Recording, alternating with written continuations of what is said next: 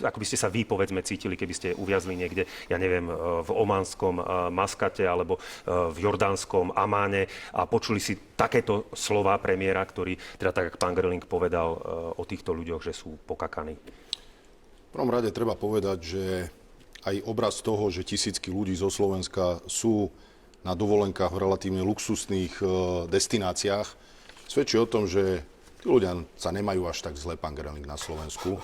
Hlavne v kontexte toho, že za rok 2025 bolo asi neporovnateľný nárast ľudí na dovolenky do zahraničia.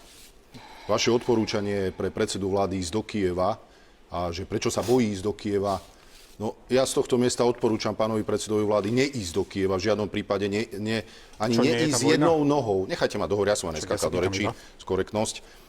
Ani jednou nohou vstúpiť na stranu Ukrajiny, lebo po tom, čo sme sa dozvedeli, ako sa vyhráža prezident Zelenský pánovi Orbánovi, je veľký predpoklad a ja som osobne o tom presvedčený, že sú ľudia na Ukrajine, ktorí sú schopní zastreliť predsedu vlády Slovenskej republiky len preto, že má na vec suverénny postoj a iný názor, ako si želá pán Zelenský.